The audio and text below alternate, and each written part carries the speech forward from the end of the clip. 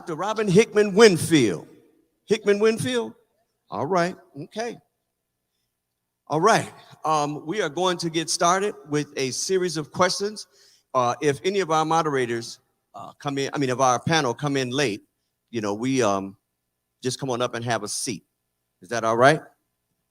All right, so let's get started. The panelists whom I've introduced, their bios are in the program that you've read. So you'll see that each and every one of them are qualified to be here. Okay? So let's start making trouble. Huh? Yeah, we're going to start shooting the questions. Okay, the first one, being that our theme for today is about the regentrification of Rondo. There's a few people ain't got their attention, but I know vendors are talking, but that's all right. Are you, well, let me see. We all right? Okay. All right then. So the first question, are you familiar with the Rondo community in St. Paul, Minnesota? That's the easy one. So.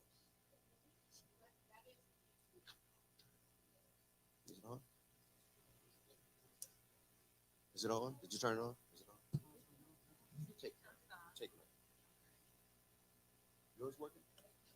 He did turn it on, but absolutely, I'm gonna establish it even deeper. Being a fifth generation Minnesotan, being a descendant of Rondo through my grandmother and my father, so definitely. But I would say I like to share a Mexican proverb that says, "They thought they buried us, but didn't know we were seeds."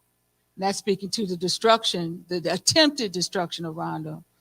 But we migrated to Selby Dale. I grew up in the Selby Dale community, and where I got to grow up and see the fruits of Rondo live on. And so, being also a child of Selby Dale Summit University community, where we survived, and we're surviving and thriving.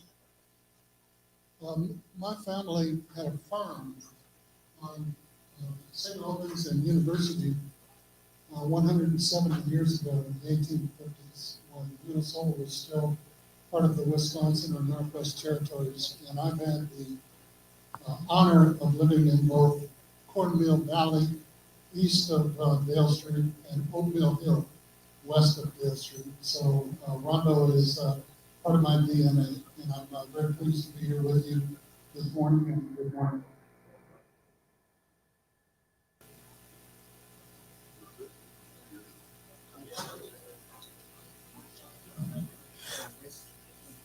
All right.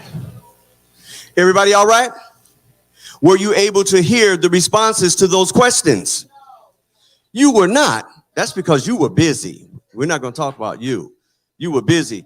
The question was, are you familiar with the Rondo community in St. Paul, Minnesota? And these people were born and raised here in Rondo. And so, really the answer was just yes, but they gave you a definitive answer because they are a distinguished panel, okay? Pardon me? And we do. I want to introduce our new panel member. Her name is Michi X. Welcome her, please. Michi, yes, from Atlanta. But Michi, being that you got here, while questions was being answered, you have an opportunity to answer the question as well. And that question was, are you familiar with the Rondo community in St. Paul, Minnesota?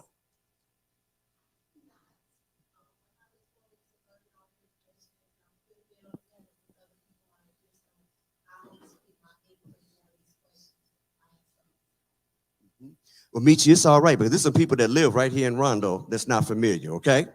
Just so you know. You all right. No, don't feel bad at all.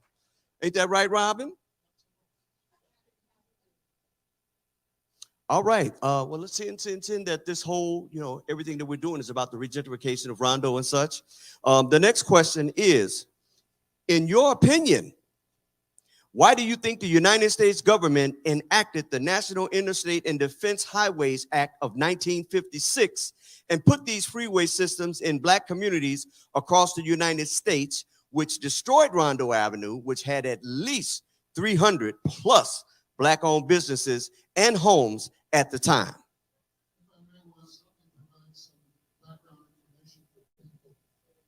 Federal Highway Aid Act of 1956, also known as the National Interstate and Defense Highways Act, was enacted June 28, 1956, when President Dwight D. Eisenhower signed the bill into law, with an original authorization of $25 billion to fund the first 41,000 miles of interstate highway. The period for the original act was a 10-year period. Excuse me, please. Thank you. It was the largest public works project in America through that time. We'll welcome you. Was included in the title of the law because it needed a military justification in order to pass it through Congress. Okay? The first route for I-94 was along Pierce-Butler route, but they said it was too expensive and too costly. The second proposed route was University Avenue, but the businesses, the car dealerships, Brown and Bigelow, Montgomery Ward, and the other white power structure fought successfully against it, as did George Latimer and Company when they wanted to make Interstate 35E part of the interstate rather than a parkway with a 45-mile speed limit. The act allowed for seizing land and buildings through some fellow named eminent domain, which meant the government could just walk in and take it. And there was nothing that the homeowner or landowner could do about it. Okay. Also, they paid for the buildings that they tore down with what is called salvage value, which means how much money they could get from the materials that were located in the building. So many of the people in the black community who lived on St. Anthony or Rondo had their houses taken by eminent domain. They were paid salvage value, which meant that most of them received less than they still owed for the houses if they had a mortgage in place on them. And Rondo, the block between Rondo and St. Anthony was chosen because it provided the least economic, political, and social resistance right through the heart of the black community and low-income white communities. And this was the case in Detroit, in Chicago, in Atlanta, in Pittsburgh, Philadelphia, Newark, Camden, across the country. We were the path of least resistance for the interstate, and that is why the freeways came through our community. Now, this is 1956. What happened in 1954 of significance in the black community? Brown versus Board of Education. That signaled the rebirth of the Ku Klux Klan, the Citizens Councils, the John Birch Society, the Libertarian Party, okay? And white people, excuse me, we're having a workshop here. Wait, hang on one second, and excuse me. Excuse me. This is the discussion part of the program. The discussion. And there are some people who cannot hear the responses to the questions. I just ask that you refrain and maybe turn your voices down just a bit so that others can hear the discussion. Thank you very much. Please continue. In 1950, there was another act passed, which was sponsored by a Democrat from Nevada, whose name was McCarran. It was called the McCarran Act. How many people are familiar with the McCarran Act? Anybody in here ever hear of that?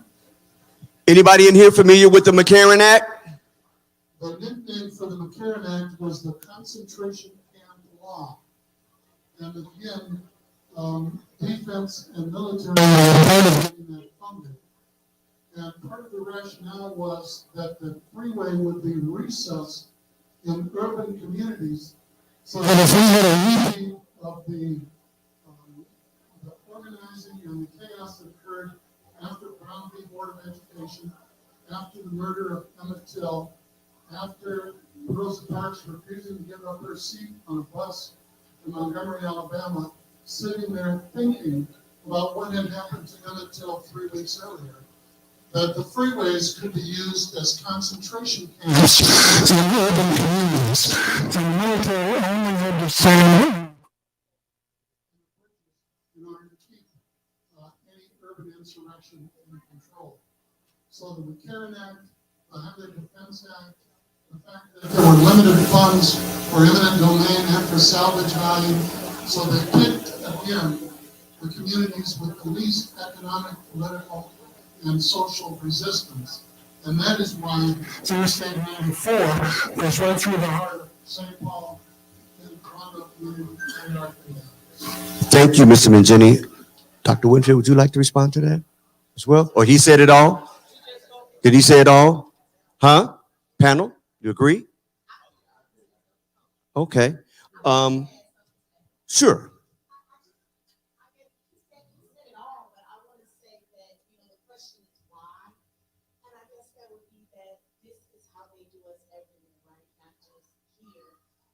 And I think it's obvious why is because in this country, when it comes to economics, right, there is a structure that there has to be a class of people on the bottom for those to win on the top, and that has always been us. He made a very good point in saying we are the communities with the least resistance, and he used the word politically. And I think that if we look and we really focus on the fact that it all comes back, everything's politics, but we are the ones who are constantly giving votes, right, without getting anything back in return. And we are the ones that are constantly used to be stepped on, right? And we don't have that resistance, whether it is politically or whether it is us coming together to show that resistance. But this happens everywhere. And so I just want to point that out because a lot of people will say, you know, why don't we get up and just kind of get stuff together in our communities? But I think we have to understand there is a very, very specific effort from the government, right? How do you fight that? From the government to make sure that we do not excel and we do not get to where we need to be. It's not all about our communities are just broken down. We keep them that way. We don't do what we're supposed to do. It is much more complex than that. So that is all that I wanted to add to what he said. And also to that, sister, I'm a TV and film producer, have loved being a media maker and keeper of our narrative since I was a child. One of the things I saw in our bios, loved seeing about Youssef, who was one of my mentors, Urban Journalism Workshop, which I was a student in that, you know, that intentional, making sure even as young people, we were on the case of taking our rightful place as young media makers. But while I had a career in public broadcasting, there was a filmmaker that did a whole documentary on around the country, that movement, that freeways taking out. It was a powerful documentary. So I learned then it did not just happen here. It went on all over the country, that the Black communities, and it declared about taking out our economic heartbeats throughout the country. And as we celebrate Dr. King, and I think about the theme of this occasion, walking in this morning, even being patted down by security, I said, they mean business. They mean the security of Black folks coming together to take care of business is important. I like, hey, go ahead, brother. Put the wand on me. I love that. The spirit of quality and Black excellence when I walked in felt good. Right? That felt good. But the business and our economic empowerment, right, was right. Because I think about my favorite scripture, one of my favorite scriptures for such a time as this. And the spirit of the time is now. And we think about Dr. King. See, they try to silence his voice when he started talking about our economic agenda.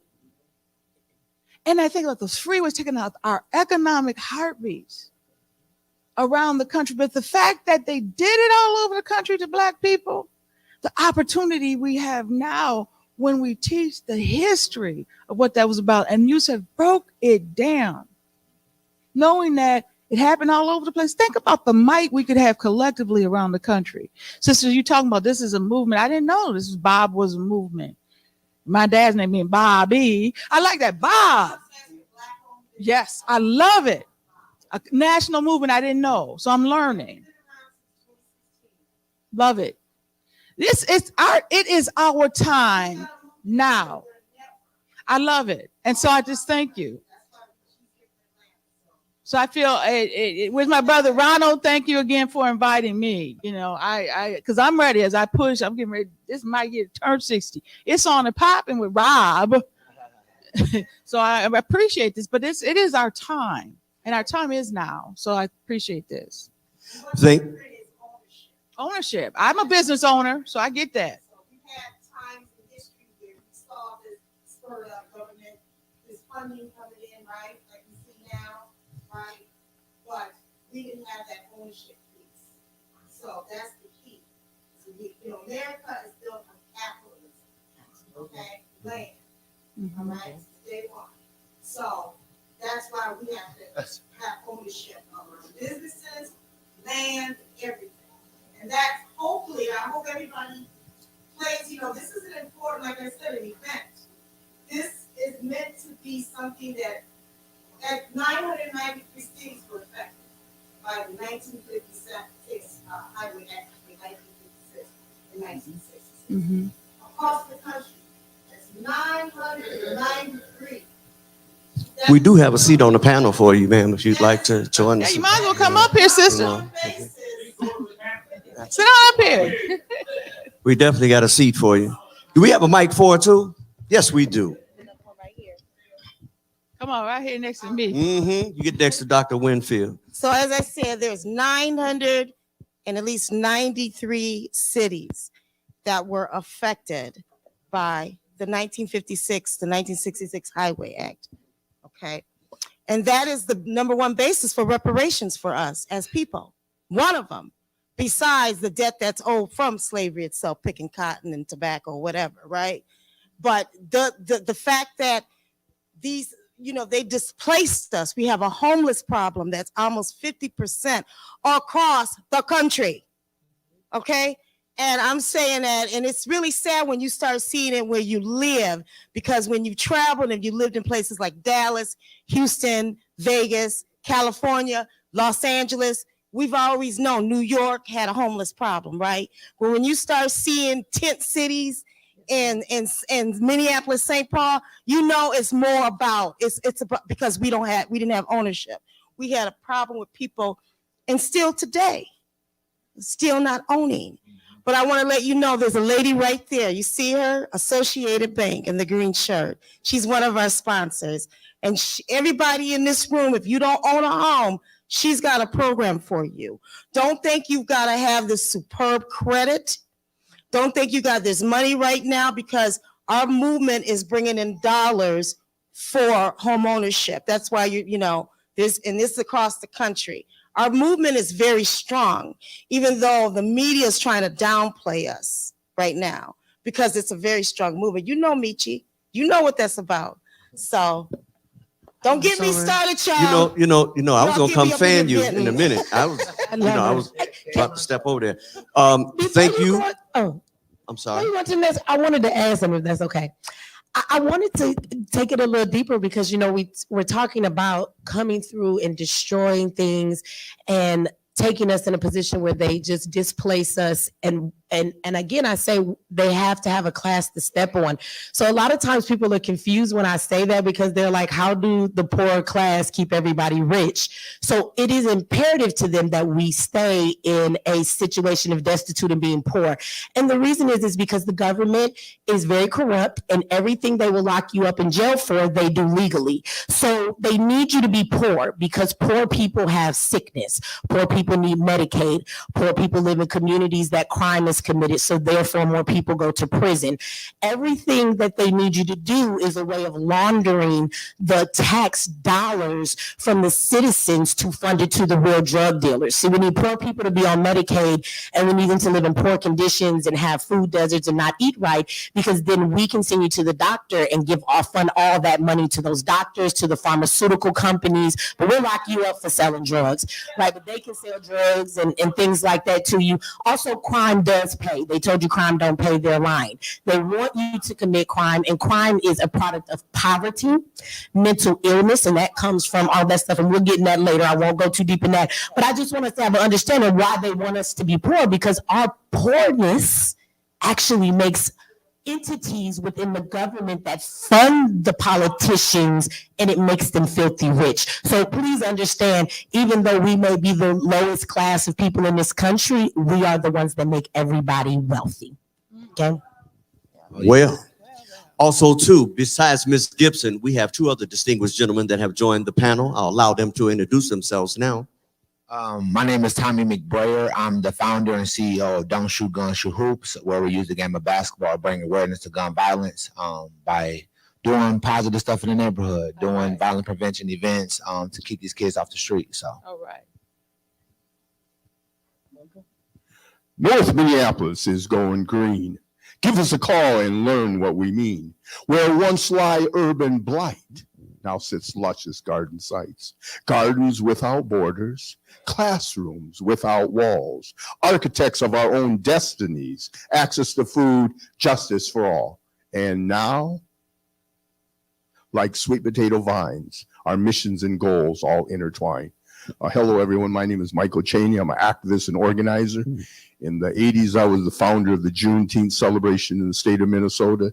In the 90s, I was the founder of the Wendell Phillips Credit Union. And in 2010, when North High came under attack, and there were those within the educational system who felt that North High, its time had come and gone, I and others came out in response because we felt that the killing of a school is the killing of any heart of any community. And so in all good consciousness, we couldn't sit back passively and watch it happen. And so I approached the school and asked them if I could get the youth of North Minneapolis to start growing vegetables, could I utilize the green room that had been fallow there for over 10 years? They agreed, and thus Project Sweetie Pie was born. The story of a community that came together, worked together for the common good of the youth and families of its community, for it takes a village to raise a child. Over the course of the last 10 years, we have I created the first urban farm legislation in the nation. It's called an Agri Grant, where if you're training young people in horticulture, you can apply for up to $50,000 through the Minnesota State Minnesota Department of Agriculture. And I'm currently working with Kimball Musk, who is Elon Musk's brother. And for working with them, we have a $6 million fund that we're deploying to BIPOC organizations across the country, and Project Sweetie Pie is on the governance board. So we're growing good in the neighborhood. Good food, good schools, good youth and families. Education never tasted so good. All right. Yeah. This next question, Dr. Winfield, and I know you've lived this, so I need to start off with you. Are you familiar with how blacks migrated to Minnesota and where they first arrived? Oh my goodness. Yeah, I have my own personal story. Yes. And I know they migrated from many places. My personal story is that our people came from Kentucky. There were about 90 some odd families came on their way, some on their way to Canada, stopped up in the Aiken County area. Fergus Falls, some landed in South Dakota, North Dakota.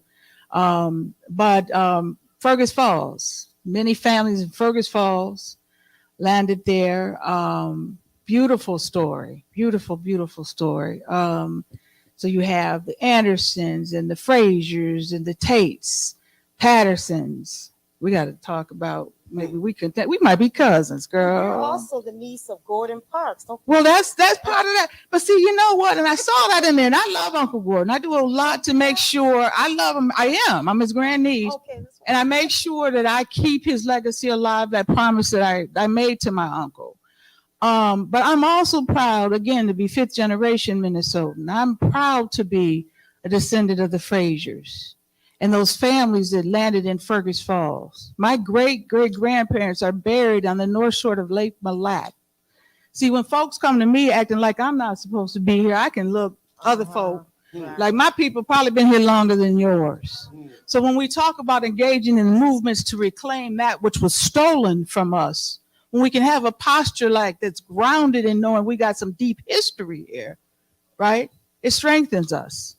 And so those were those families that came. When I can go up to Aiken County to the Historical Society and see from my great grandniece and nephew's names in that register all the way up to my great great grandparents, that's power, right? But also my family, my grandmother Lillian Parks Thomas and Uncle Gordon Parks and all. So there's a lot of history, and again, it's teaching our children that history. And it's the young lady sang, "Lift every voice and sing" beautifully, and we joined in. There's some simple things. Sankofa, go back and reclaim that which was lost, and not add stolen.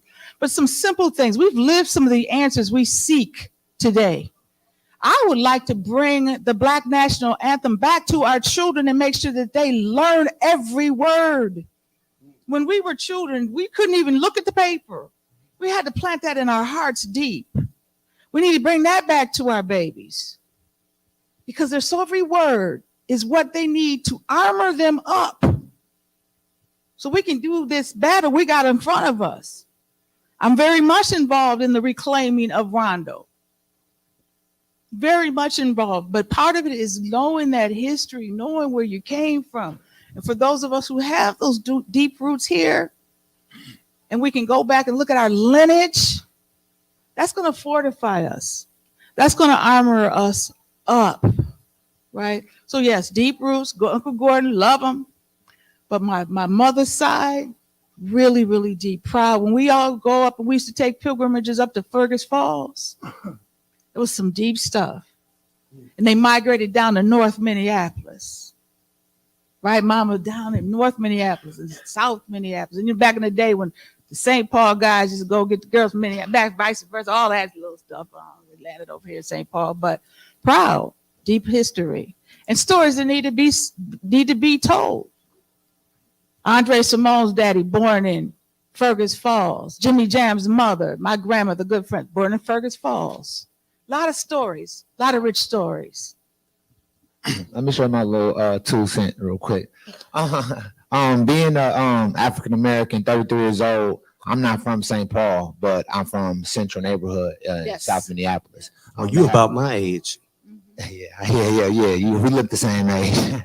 But I don't know exactly when we first came to Minnesota, but I know Rondo community and Central community had the same relationship, right? These are Black hubs in both cities, right? Growing up in Central Neighborhood was all Black businesses. You know, this was the first, Central Neighborhood was the first neighborhood in Minneapolis to for Black businesses to be ran, for Black ownership, for housing, and the same thing for Rondo community. So I think it's important to learn the Rondo community and the Central community because they're so similar.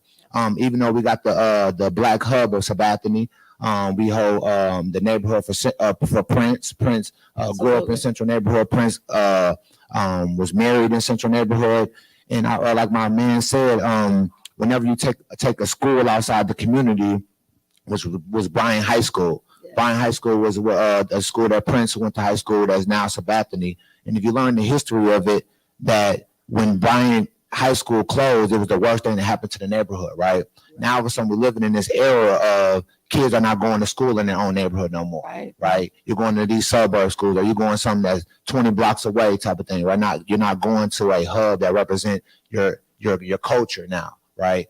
So I just wanted to share that, just like, it is important to know your history. And now we got the Minnesota Spokesman Recorder. That's a historical landmark in Minneapolis, probably one of the oldest historical landmarks in Minneapolis.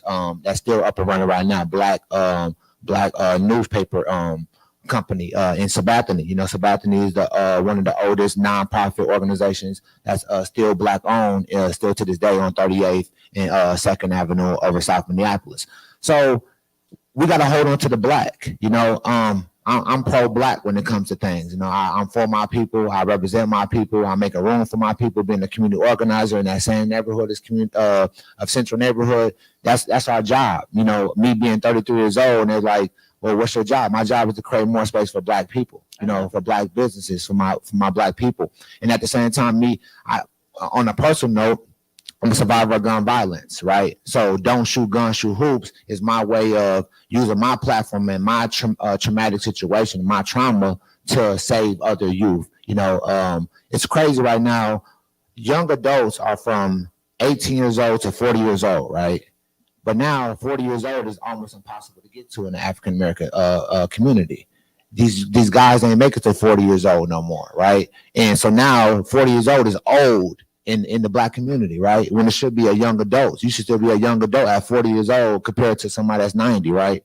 So I think it's important to learn where you come from, learn your roots, and enhance it, right? And protect it, because they say anything that's American, every time you put American after any name, you're washed up. So we are washed up African Americans, and it's time we go back to our culture of being Africans, right? And protecting our people. Yeah, because I tell people all the time from my era, so I'm in a different era, right? We got gang members, we got gang bangers, things like that. And I tell people all the time, are you a gang member first or are you Black? Are you a gang member first or are you Black? Because if you're Black, then you should be taking care of your people. You should be making sure your people and protecting your people and things like that. That's why gangs was invented, right? To protect us from the police, right? In the system, right? So I feel like we gotta stick to our roots and things like that. You talk about something very important, because part of the gentrification process is criminology.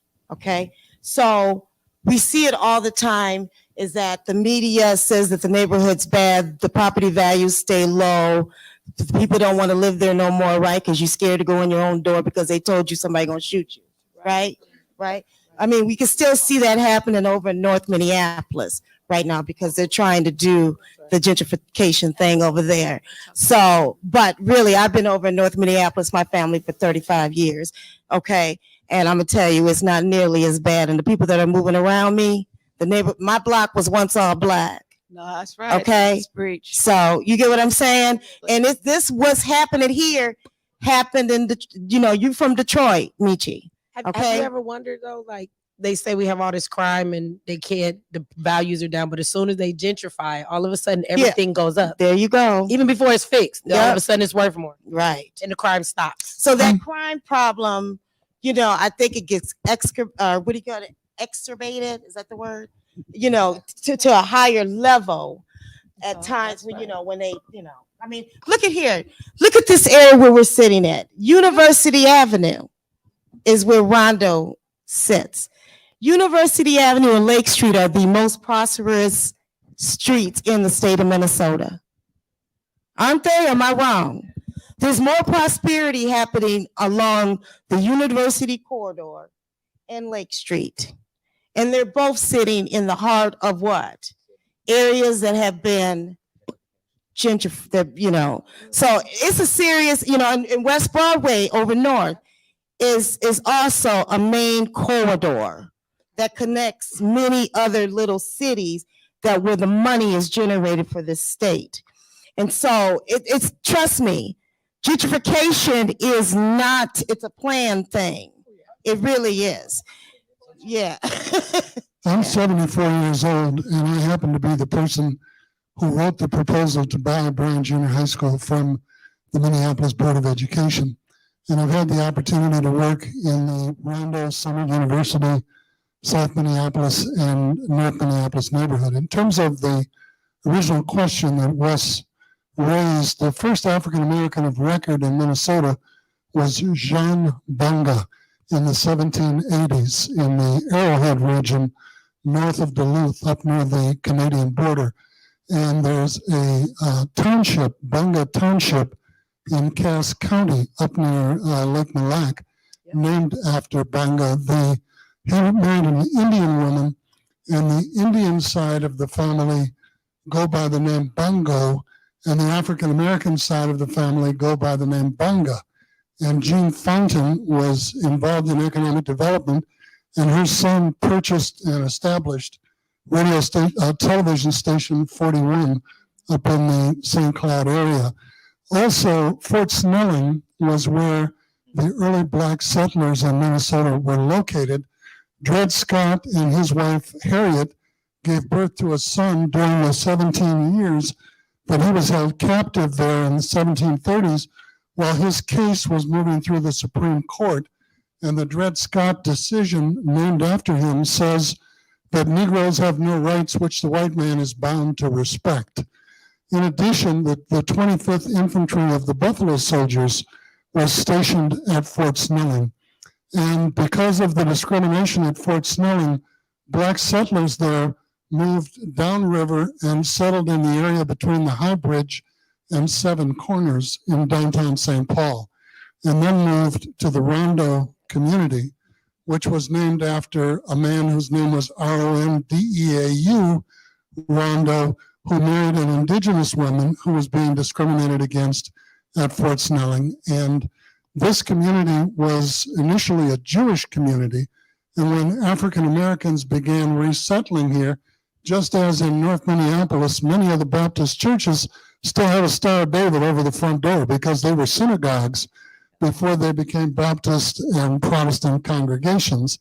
The Jewish community lived in the Rondo neighborhood and then relocated. So people forget that Minneapolis is a suburb of the capital city of St. Paul, okay? And that it was in St. Paul where African Americans first settled, because this was the hub for the Great Northern, the Northern Pacific, the Canadian Pacific Railroad. And a lot of black men got here by working on the railroad. We could remember those black men walking home in their railroad uniforms, and they would say, I walked all the way from Seattle to St. Paul, and my feet are killing me, because they weren't allowed to sleep on the trains. They had to work around the clock. And then those black men married black women, and a lot of black families settled in the Summit University Rondo neighborhood, on the Lower East Side, in the West 7th community, in South Minneapolis, and in North Minneapolis, and called those communities home for multiple generations. So people came here for the same reason that people who had trouble with their W's and their W's came here. They wanted good schools for their children. They wanted safety. They wanted jobs. There were a higher percentage of black people in this community in the 1950s who owned their own homes, who were literate, and who made a higher percentage of the salaries of white people who had the same jobs in the black community than anywhere else in the United States.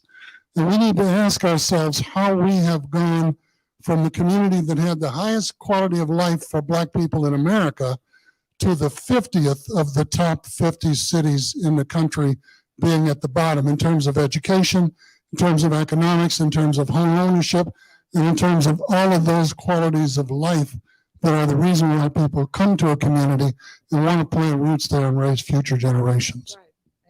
Well, there was a part two to that question, but your passion has already spoken to that. Thank you for those answers. Mr. Cheney, why did most blacks live in St. Paul versus Minneapolis in the early 1900s? I'm an activist, not a historian, so you'll have to pose that question to people who are better versed and well read on that topic. I can I answer. just wanted to start with you. It's going all the way around. You just wanted to wake me up, huh? Yeah. You just wanted to wake me up. One thing about a lot of people don't know is there's a whole history of Rondo. The name Rondo comes, it's actually French. You guys could probably speak to that. What was his first name? Yusuf. The guy, the Jibaway woman that he, From Fort Snelling.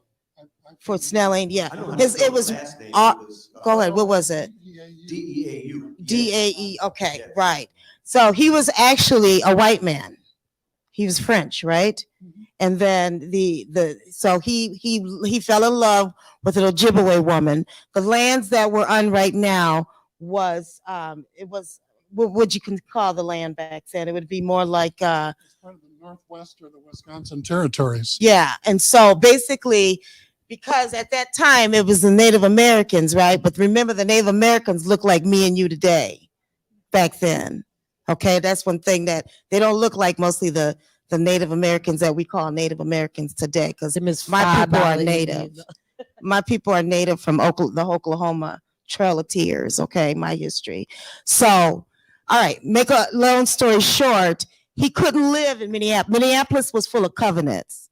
Minneapolis was up there, like, you're not going to live in this neighborhood. So they had covenants by law saying Black people couldn't live in certain places. That's why. But This land here is where they migrated because remember, we're sitting on the river as well. So, you know, through the river, they, you know, a lot of people at that time were porters. I mean, even some of my uncles and stuff, they were porters and, you know, they worked the service jobs and stuff along on the ships and all of that sort of thing.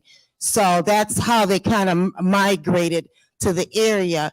Of course, remember there was tyranny across America and other cities. So whenever there's tyranny in other places, you know, like for example, I mean, we got a whole history in America of tyranny, okay? So I don't even need to go there, but that's basically how people migrated to St. Paul. And that includes many generations of my people as well, you know, were affected by the freeway and Rondo or what have you. So, and we started in St. Paul. Okay. And then my family went to Minneapolis and my family loved Minneapolis more better. But we, wherever we lived, we had property. And that's one thing that, you know, I want to instill in all of y'all, but I'm going to shut up because I didn't get off on the tangent. Dr. Whitfield, do you want to address that? Okay. Good. Yeah, we're getting there. Y'all all right? Huh? Y'all getting this information, right? Because this is a very distinguished panel up here and a wealth of information right here. Now, in knowing the history of this country and the massacre that happened in Tulsa, Oklahoma, that, of what should, like, in knowing all that, the Black Wall Street, what should Black Americans do to protect their Black Wall Streets that we have established again, and if they are ever rebuilt? Let me support. Can I weigh in a little bit? We all got to answer for that. We'll start with the young. We'll start with the young. I feel like whenever us African Americans build hope in our community, whenever we build hope in our culture again, from, like you said, we are the toughest culture alive. You know, I don't think no other race could deal with slavery, and survive slavery, right? And through slavery and through getting racial profile to getting ate by dogs, get burnt alive, get hung at every tree that you could possibly think of, we still created hope. We still created the Black Wall Street, right? But knowing this is in our land, knowing this is a place that we got brought to, that we didn't want to come there at one point in time, right? Because they didn't welcome us, right? And like you said, we could build all the Wall Streets we want to, but long as they're in charge of the government, things like that, they could bomb us anytime they want to. They could shut us down every time they want to. As soon as we build hope, they take it away every time, because it's a system that they kept us in a box. As long as we stay in this box and stay puppets of these masters that they control and everything, we can keep on doing what we're doing as much as we want, but that racism is still powerful, and they can still shut us down anytime they want to, and they've been doing it every time. And that's why how you take the hope away from the Black community. We fight, and we've been fighting since we've been here for our culture to make way for others, right? Harriet Tubman making sure we all get to a free slavery land, right? But at the same time is they keep on taking hope from us every time we build it. So how can we stop the government from bombing us? I couldn't tell you, right? How can you create this system? And white supremacy is so thick right now, they don't even got to show up no more. It's in the system. It's better than before we was even alive, right? So we living off other people's expectations, and like I said, I think it's a tough road to go by. I think we still build hope because that's what we're gonna do till the day we die. But I feel like the government, the government's still in control, and the government is ran by white supremacists. So I feel like they're gonna always keep us down, even though how much we build ourselves up, and we're gonna keep on building ourselves up because we were relentless as an African American culture. But we're not in control of the government, and the government controls all of this stuff that we got. They control our pockets, they pay us, and things like that. So. Yeah. How we gonna protect it? I would say this. I think that we have to take that hope and we have to turn it into action, right? I don't think we understand that we are at war, right? We're under attack. So we'll do a lot of building, and we've done that in history, but we don't do a whole lot of protecting. I think it's time that we start forgiving our enemy. I think it's time that you see yourself as an American. I know we don't like to do that, but this land actually is ours. It belongs to us more than anybody else. It was built on our blood, sweat, and tears. You are more American than anybody else that deserves to be in this country. This is our country, okay? So what you need to do is, just as much as we die for everything else, we got people who die every day over shoes, over what you're looking at, over jewelry, over everything else. So I suggest that we go get our gangs and our soldiers and give them a reason to die for something, because we dying anyway. I suggest we take up arms. Then the next time they come bomb and we bomb back, I suggest we shoot them back, we kill them back, and we give them the same force that they have given us. That is the truth, and there is no other way around that. We will build and build and build, but we never have a plan of protection. You live in a country who has a military. Every country has a military. You have people. If you go to the Jewish communities, do you know they have their own police? They don't even call the other police. Go in the Jewish community and try and tear their stuff down.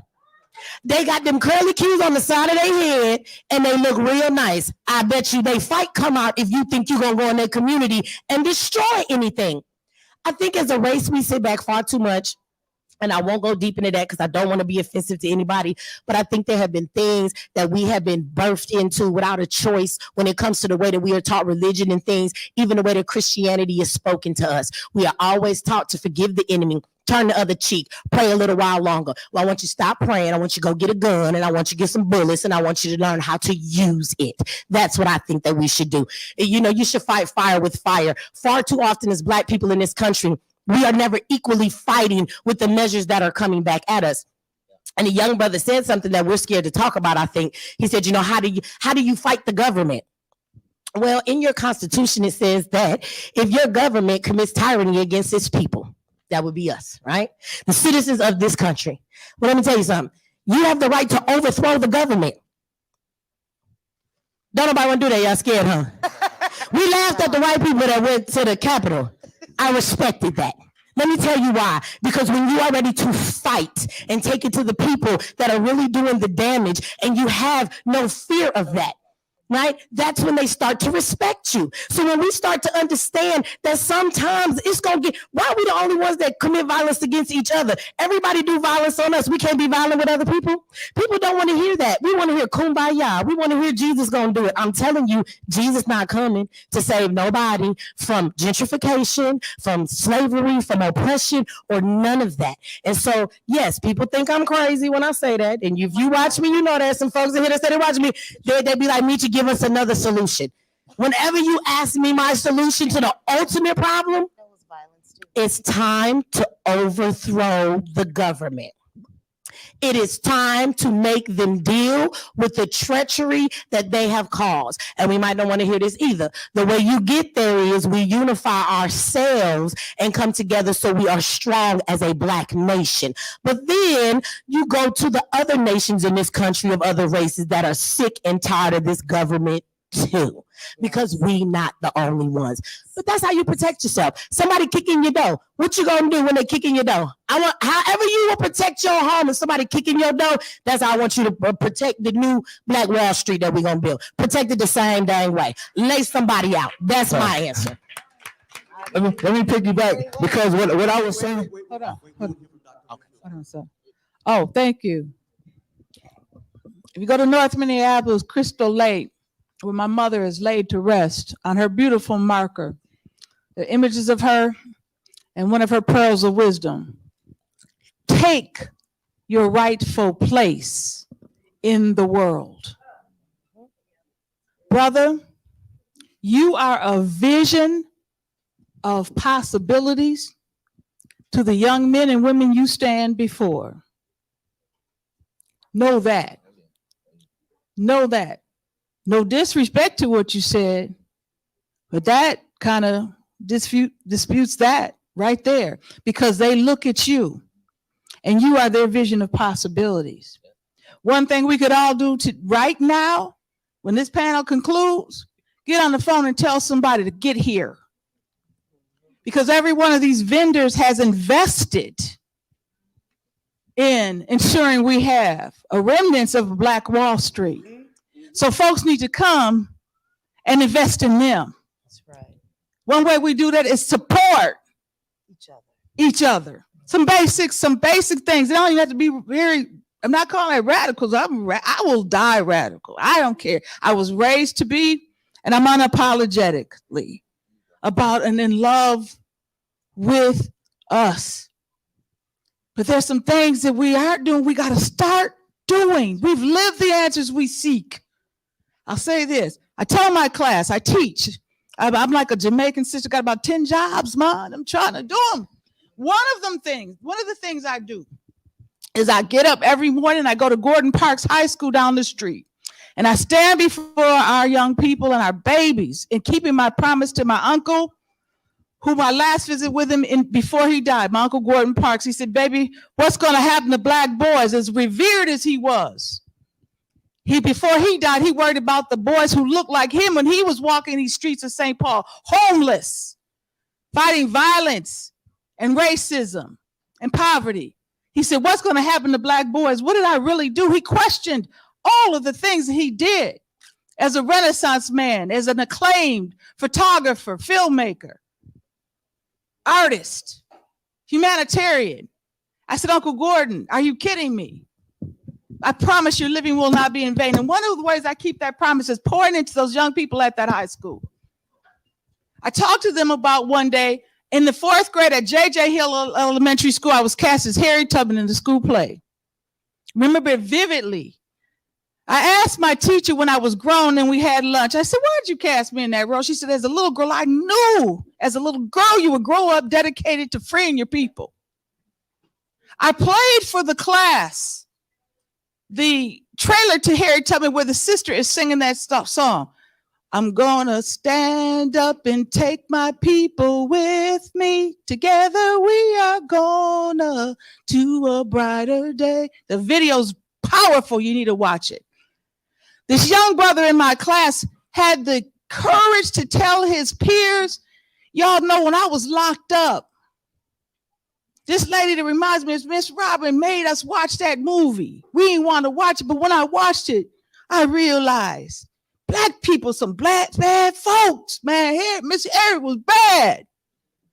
I fell in love with that movie. You know, y'all, I watched that movie with my mama all the time, and we bad. He saw Harriet as a vision of possibilities.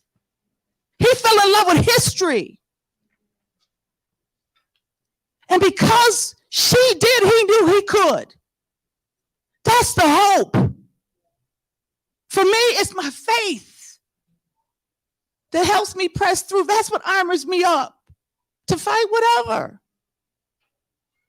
We're here, that we could walk through the doors, be patted down or whatever, that we're here now is my hope.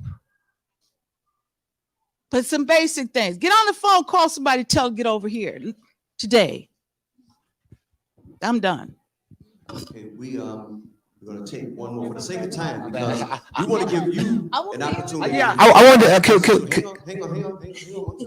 I got this. You might be younger than me. I'm the same age, but I got this. You said y'all the same age earlier. He right, you did say that. We're going to give you an opportunity to ask questions as well, okay? So we don't want to cut into your time. Ain't that right, Ms. Gibson? Right on. That's right. Okay. Now, Well, we we do got two want to more do answers. Q&A too, so here's Yeah. short. Yep, Yeah. two more answers. Yeah, I just want to wait in one more. So when I say like okay, like this era that we live in right now is been stripped of hope, right? Like in words of Martin Luther King, right? Martin Luther King was an aggressive person, right? He went into the law books. He went to the governor. He went to the mayor. He went to inside the government, right? And work with the government, things like that, right?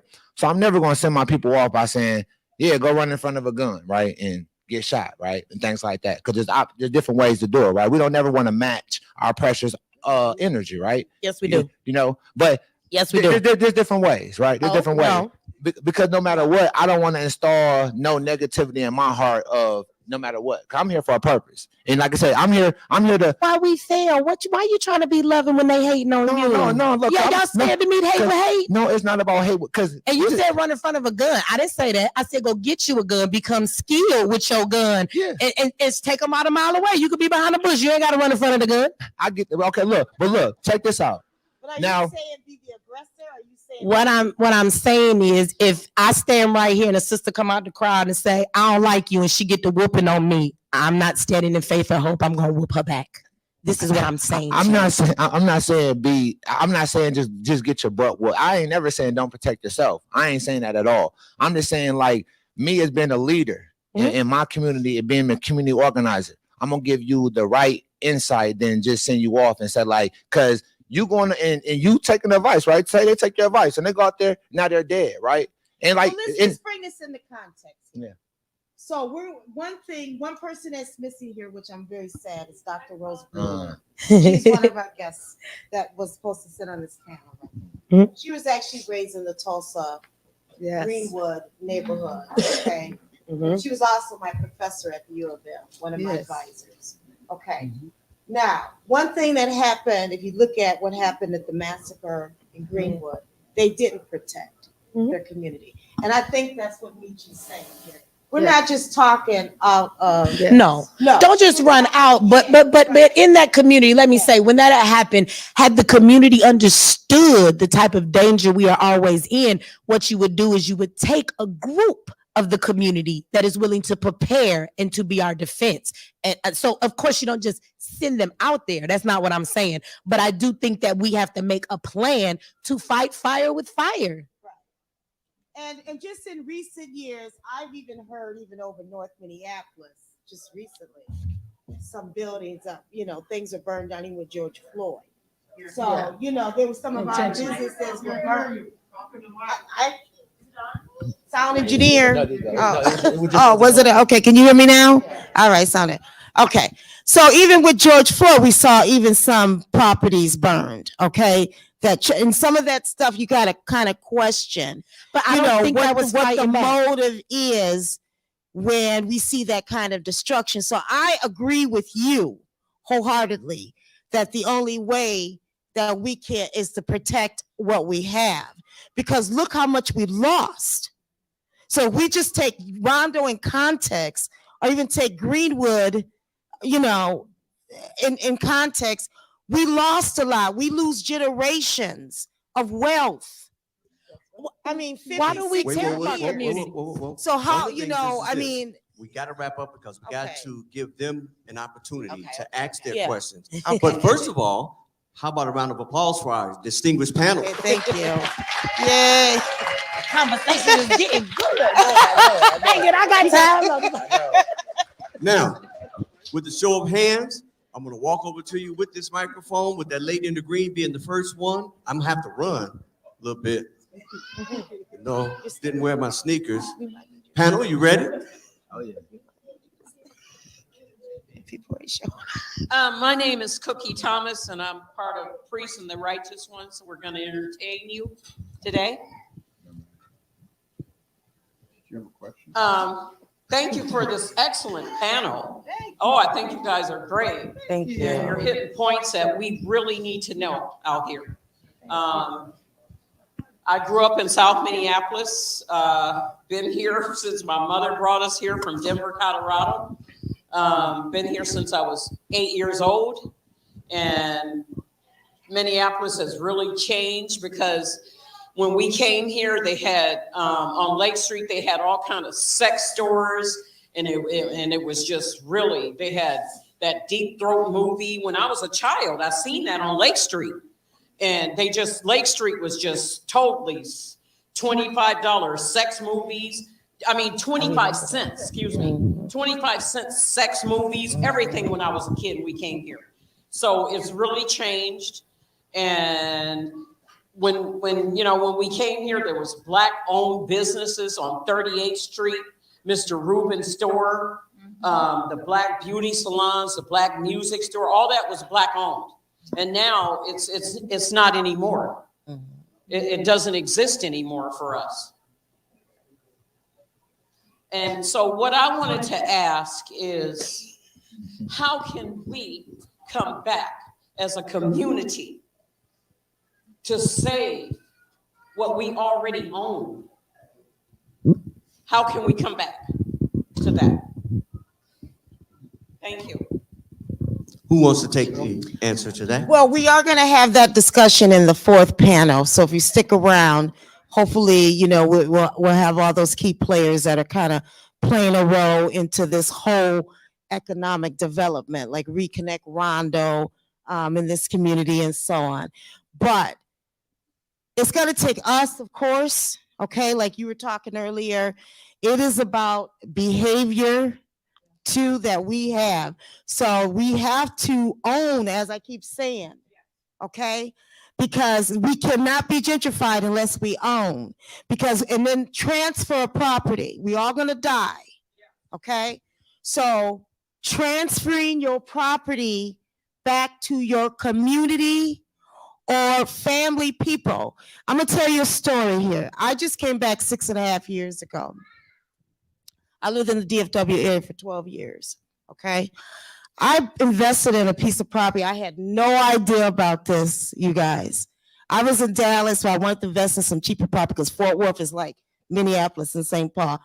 Minneapolis is way more expensive than St. Paul, or what has been, through the years.